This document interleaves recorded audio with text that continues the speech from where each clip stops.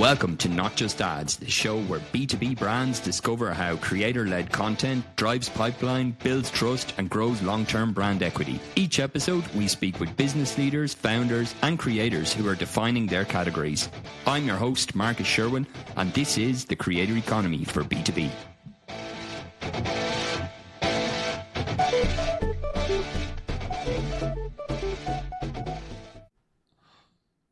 Welcome to Not Just Ads, the creator economy for B2B. Today, I'm very excited to be joined by AJ Wilcox. AJ is somebody who's been deep in the trenches of LinkedIn ads long before it became a cool thing to do in B2B. AJ runs B2Linked. It's a boutique agency that's laser focused on helping B2B brands get actual results from LinkedIn, not just impressions. He spends years figuring out what works and what doesn't. And when it comes to paid media on the platform, he shares those lessons on his podcast, The LinkedIn Ads Show. What I really respect about AJ is he's not just running ads, but he's thinking deeply about how they can work and how he can amplify it. And he also shares great content on the platform as well. AJ, delighted to have you on the show, and thanks a lot for being with us today. Well, Marcus, my absolute pleasure. Thank you for having me and for such a kind intro. Great. Yeah, let's kick it off. I mean, there's a lot of changes, I suppose, on LinkedIn. Over the last while, we're seeing, I would say the real focus in the last maybe 6 to 12 months is around the thought leader space, on when that change was made about how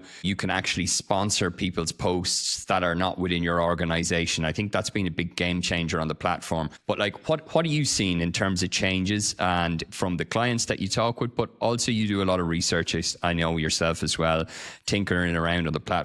What are the big changes you're seeing over the last 6 to 12 months? I think you called it the advent of these thought leader ads, which, for those who don't know, it's just the difference of being able to promote a person's post rather than a company's post. And I mean, this really has been game changer, because you can take exactly the same post, share it as the company, and then share it as an individual and promote those. And you can see the performance difference between them is massive. Something that comes from an individual is going to get 3 to 5 times the attention as something that comes from the company. So it's totally in everyone's best interest to use it. When LinkedIn first started it, they would only allow you to publish posts from someone who is an employee of your organization. And then just last year, been actually just a little over a year ago, they made it so you could now boost posts from someone who's not an employee, as long as they give permission. And that really opened it up to, okay, so now you can use it for things like influencer, for UGC, customer testimonials, kinds of things. And it's been massive. LinkedIn have still made it a little bit hard to boost these posts. It takes a little bit of practice, and it's a little janky maybe on the back end. So that's keeping a lot of brands from using it. But for us, I mean, every single client that we have running, we're running thought leader ads as our very first touch with an audience, because they are by far the cheapest way to engage someone and to get them in your retargeting audiences, so you can then go deeper with them later. Yeah. Would you say then that some of your clients that you're running like thought leader ads on pure cold traffic? Yeah, they work amazingly for cold traffic, because with a first touch with an audience member who doesn't know your company, they don't know what you do, they're not going to be receptive when you show a company ad saying, this is what we do. They're going to go, I don't care.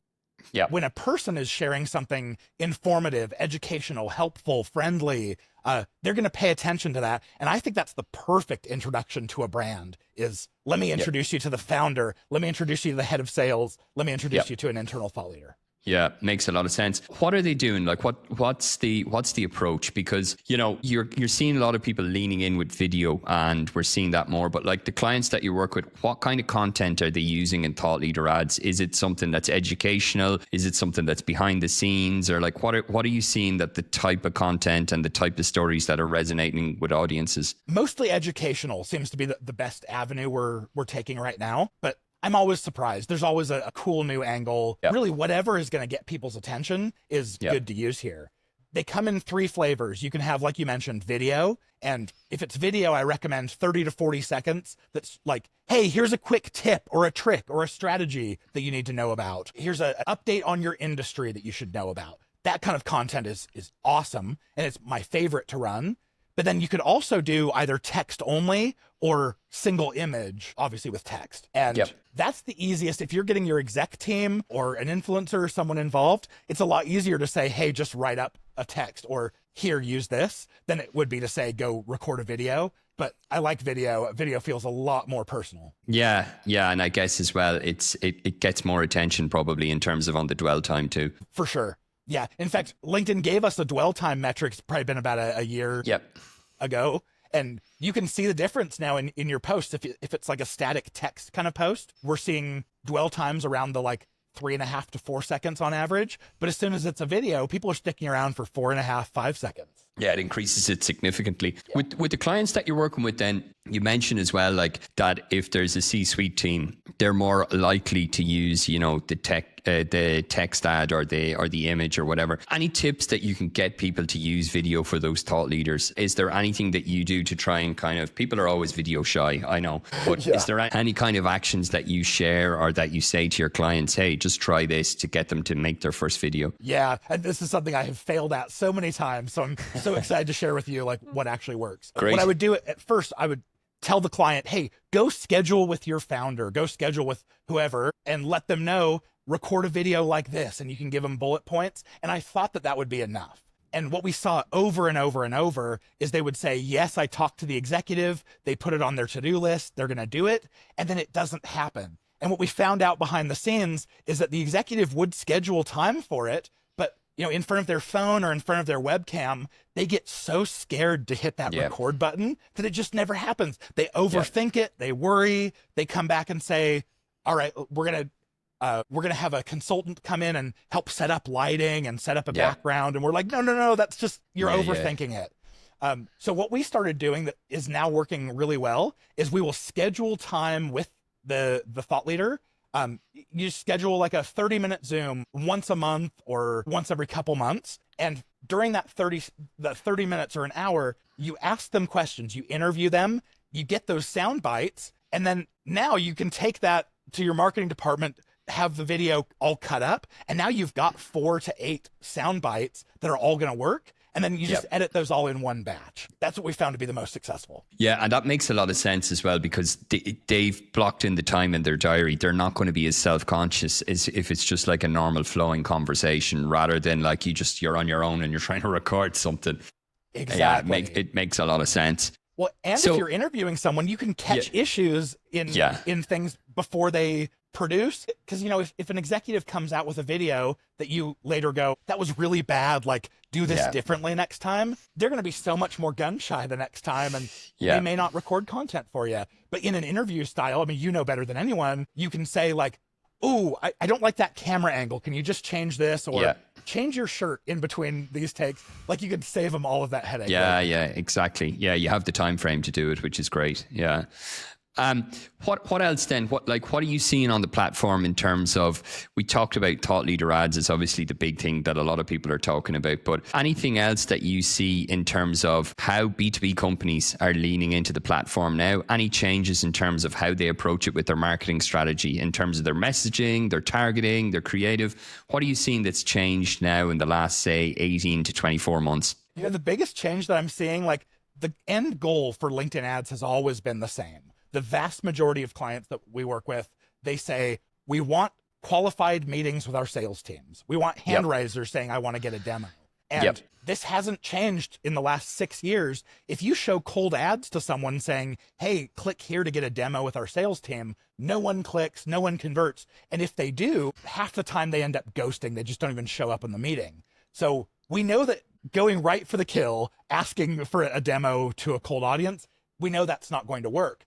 So then the name of the game becomes, how do we design our customer journey and nurture them and educate them so that by the time that they're ready, they are willing to take a demo. And what we've found to be the most effective way to do this is through a 3-stage funnel.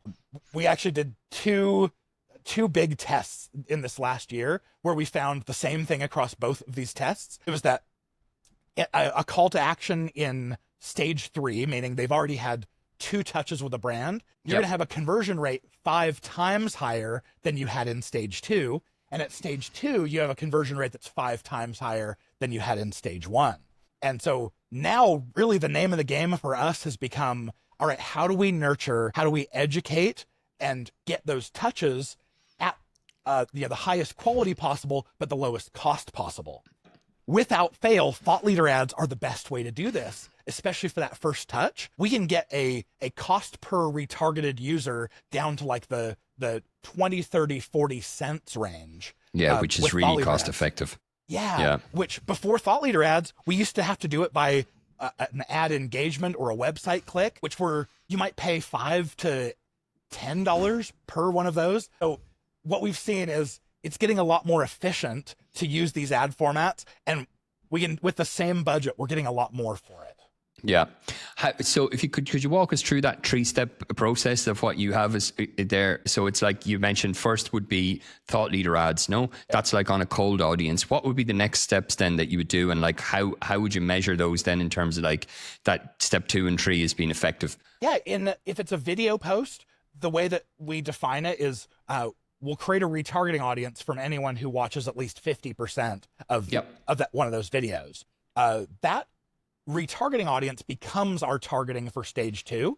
If it's not video, if it's text, the best way to do your retargeting is based off of anyone interacting in any way with that text post. So that could be a like, a comment, click on see more, all of those things. So I don't feel like it creates quite as quality of a retargeting audience, but that's what we'll do. We'll run thought leader ads first, retarget the people who engage with that. That becomes our stage 2. And then we love running either longer video here at stage 2, document ads, because document ads have really high engagement rates. People love to interact with the documents, and all of those interactions are retargetable. And then inevitably, we're going to let in things like single image ads, just because no matter what you want to show at stage 2, if it's like, listen to this podcast episode, watch this, subscribe to our YouTube channel, all of those kinds of CTAs are really easy to feature in a single image ad. Yep. Then we do the same thing. Any interaction that's retargetable at stage 2, that audience becomes our audience for stage 3. And so by the time we ever show an ad saying schedule a time with someone, we know they've already had at least 2 positive interactions with the brand. Yeah. And then stage 3, would you run like a lead gen campaign ad or something like that? Okay.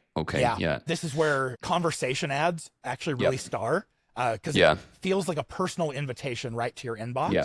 They are the most expensive ad format if you run them to cold audiences, but to warm retargeting audiences who they already know, like, and trust you, they perform really well. Yeah, it makes a lot of sense. And then with the first step then, do you normally like look at having a very broad audience? Are you like, let's say in SaaS B2B that like we have a buying committee, say in some enterprise accounts. So you have a couple of people that are involved in the final decision, but sometimes marketing to them can be different in terms of like what's important and so on. Do you suggest usually having like kind of say campaign groups targeting those specifically? Or do you think when you're at that initial stage, you can have like a broad message and then depending on how they engage, then you can set up specific messaging on step 2 and 3. I love this question, Marcus. Sorry. If we go after the buyer's committee from the very beginning, I call this person the pain feeler. It's our end user. They feel the pain that you're trying to solve. They're going to be the most receptive to your message. And so let's say there's one of those at every company. If you're targeting the whole buyer's committee, now you've just multiplied your audience by, let's say, 5. Because now you're hitting 6 people at every company to try to reach all of them, which I find very inefficient. So what I do is in my cold stage, I will target the pain feeler very directly. So I have a tight audience. This is just my end user that I know I can solve their problem. Then once they enter my funnel, what I do is I'll take a dynamic list of all of the companies who are leads but haven't yet closed. Yeah. And then I will run that ABM list with layering on to hit buyer's committee. So sometimes it's purchasing, sometimes it's, someone in finance, whatever that buyer committee might look like. I'll layer them on. So the pain feeler expresses some sort of interest, and then only then does the buyer committee start seeing the messages. So that way, ideally, that the pain feeler takes it to their buyer's committee looks at it as it crosses their desk, and they go, I've heard of this company before. They must be legit. Yeah. Go ahead and pass it through. Yeah. It's a good strategy as well, because you're kind of going to the person that's feeling the pain, which can in turn be the champion then in terms of when the rep actually goes and meets them and does the demo and so on down the line. Exactly. So I think it's a very good strategy. It makes a lot of sense. One of the things I saw you recently posted as well about the platform in terms of there's no longer the ability to be able to put in like a decimal for conversions, like a minus decimal. Maybe you could just share a little bit about like why that's important, but also like how that you were using that in your strategy in terms of optimization and stuff. Yeah, I love this. So we can mark something as a conversion, like they landed on the landing page, and we can mark something like a conversion if they fill out a form. Yep. So to me, when I look at that conversions number and my cost per conversion, what I really want that to be is, what was my cost per form fill? Someone who took a significant action.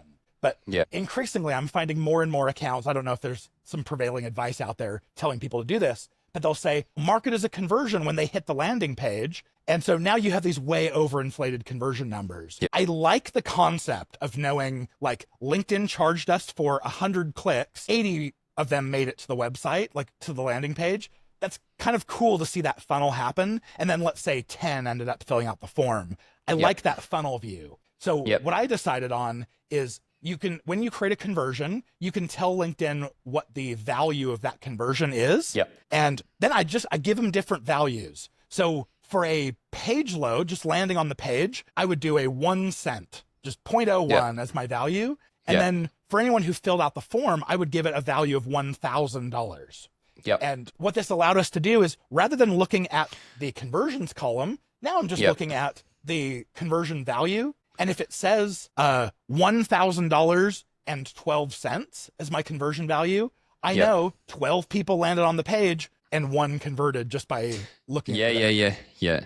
Which it's very clever, because you can see then in terms of what the ratio is versus landing on the page and filling in the form. So it makes a lot of sense. But it's changed recently though, correct? Yeah. Someone from the LinkedIn product team just messaged me over the weekend and said, hey, saw your post. Where we just made a change to it that should work. So now they have 2 options. One's a constant value and one's a dynamic value. And she said, if you create it as a dynamic value, it'll still let you do less than $1. But if you do it as a constant value, it makes you keep it over 1, which pushes my decimal points so far over that it makes it difficult. Yeah. I don't know, but it's good to be in that level of detail though, because you can really tell the detail is there. Like you can really understand then kind of like the journey and so on, and if there's a drop off, why that is and so on as well. So that's really golden tip. I'd like to ask you then as well, AJ, we talk to people in the B2B creator space about how that's evolving. We're speaking to different guests in terms of influencer marketing is around for a while. Creators on the B2C space is something that's been around for a while, but it's something that's growing a lot in the B2B space, especially companies now dealing with and working with creators that have a large audience, but they've built trust with their audience. And they're either doing it from employees within a company, or also people that are creating content and then they're partnering with brands, and the brands are doing certain partnerships with them and that aligns with their audiences. How are you seeing that? Are any clients of yours running any of that activity, or how do you see that space going? Yeah, I think it's going really well. I'm seeing a lot of it,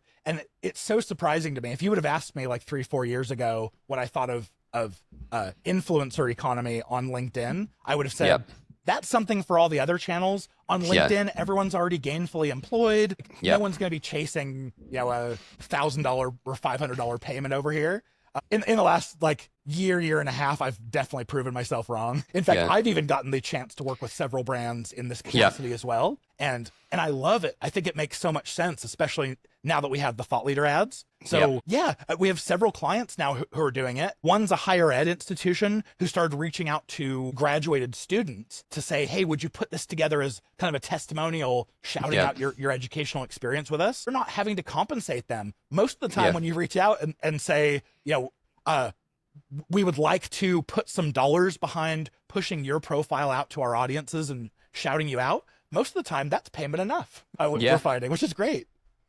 Yeah, and it's a win-win as well. If they want to get connected to their next role or whatever it is they want to do, if that's been amplified, it's a win-win. And they're saying nice things about the university where they were. It definitely makes sense for both parties. How do you see it then when you mentioned you did some partnerships with brands and stuff as well? How do you find that in terms of, do they approach you to hey, we want to reach our audience and we believe that there's an intersection between your followers and the ICP that we have?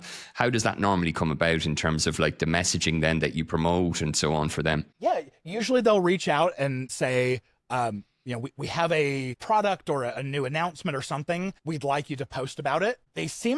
Most of them seem to be giving a lot of creative freedom around what we create. Me personally, I think, like we've talked about, I think video is a lot more personal, a lot easier to connect with people at an emotional level. And so I usually opt for that. But a lot of these are saying like, hey, if you want to do it as text, that's great. But we want you to post something, run it by us first before you do. We'll have you post it on a certain date. And then we'd love it if you would give us permission to then boost that post from our own LinkedIn ads, which is great. Because then a post I put together, all of a sudden, one of these other brands is putting dollars behind it, and I'm seeing my impressions go up, and I get new followers and stuff too. So yeah, it's a win-win. Yeah, so I'm appreciating this new aspect to LinkedIn. Yeah, I think it's pretty simple on LinkedIn to work with micro influencers versus the macro influencers that are so hard to work with. Yeah, definitely. And as well, some of the micro influencers, they have a very trusted audience, and it's kind of can be quite niche as well. That it's probably a lot more effective. We spoke to the global head of social at Salesforce recently for the show as well. She was mentioning how they work with some nano influencers. They can really relate to their buying groups. When you hear that from a big brand, well, they work with obviously very well-known faces and partnerships, but they also have on certain campaigns where they work with the more micro and nano influencers to reach specific buying groups. So it's quite interesting, I think, to see that from such a large company as well.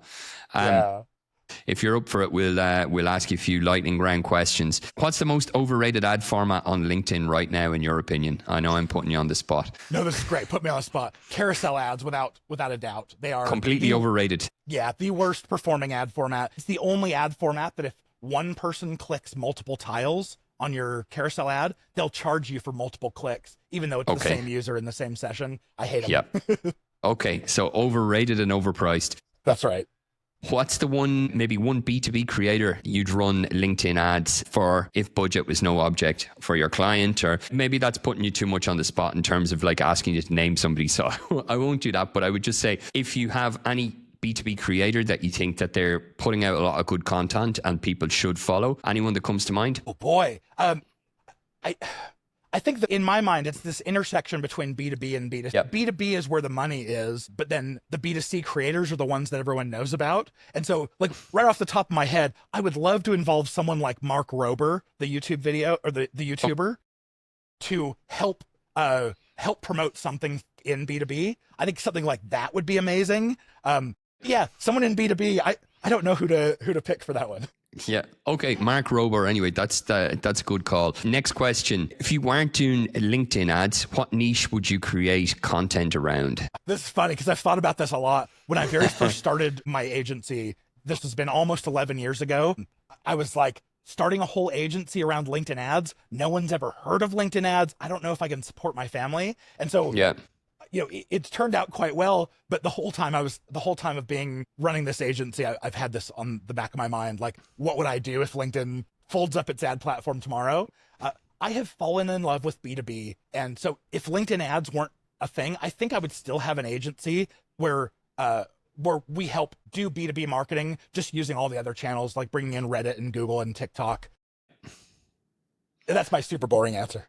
No, but it makes a lot of sense because, like what you say, regardless of whether the platform is there or not, there still is a huge demand for advertising and for engagement services for B2B companies. And I don't think that's going to go away anytime soon at all. So yeah, it makes a lot of sense. Final question. What would you say in terms of if you're a founder and you're getting involved in thought leader ads, what would you say a budget is to get started to see kind of results before, let's say you're a founder, marketing budgets are tight. What do you think you need in order to see some consistency and then to kind of scale from there? There are some pretty significant limitations to these thought leader ads that make them not perform great on their own. So I'll give you some color around this. If you want to just run thought leader ads and you're hoping that that's going to get either tons of new followers for you or get traffic to a landing page where it converts, we don't find they're very good at those activities just because of these limitations. All LinkedIn would have to do is allow us to run a thought leader ad in different objectives. Like in the lead generation objective or the website visits objective, then I think all of this goes away. But right now, they're not very good on their own at accomplishing a goal. What they're really good at is creating a retargeting audience that the company can then follow up with that's now warmer. Personally, I don't think I would suggest running just thought leader ads on their own.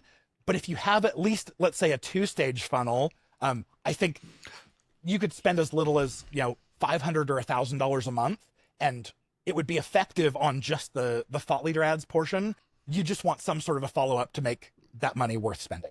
Makes sense. One quick clarification, actually, on the thought leader ads, when you're saying about the retargeting audience, should they be going off platform then? So let's say you're running a thought leader ad, they're clicking out to their website, you drop a cookie on them to retarget them, or can you do it where you're staying within the platform as well? Or what do you see works better? Both.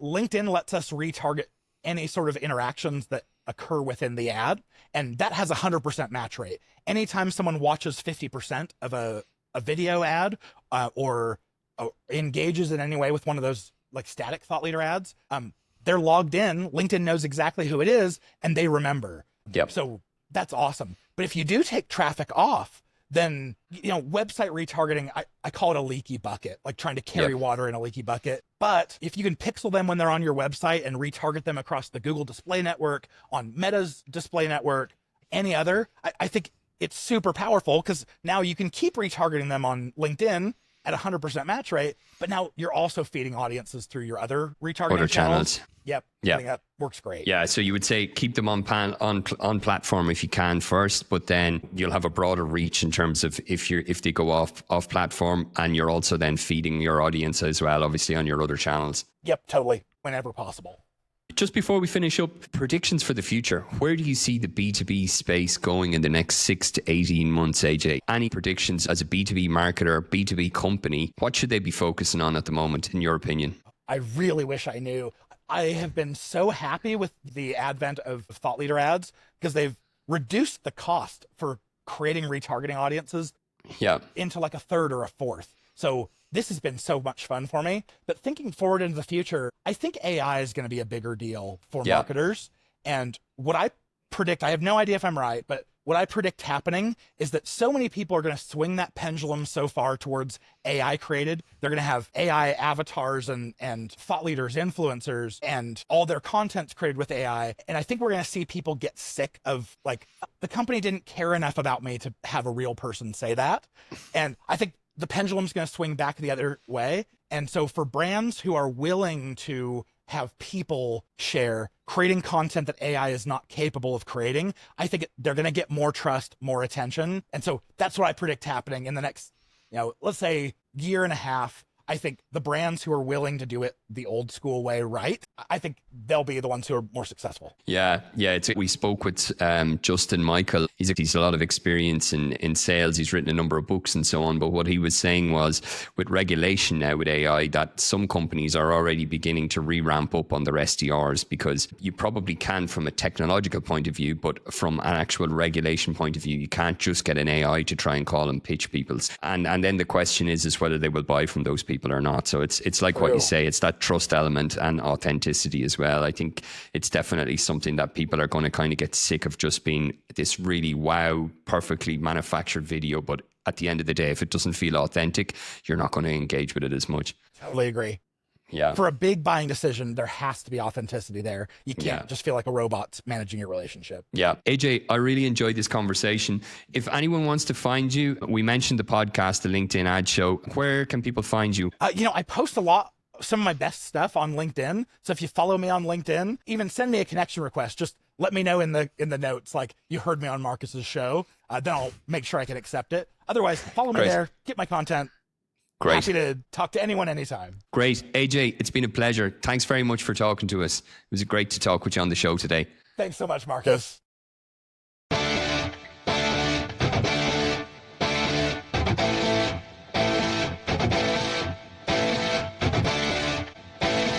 Thank you.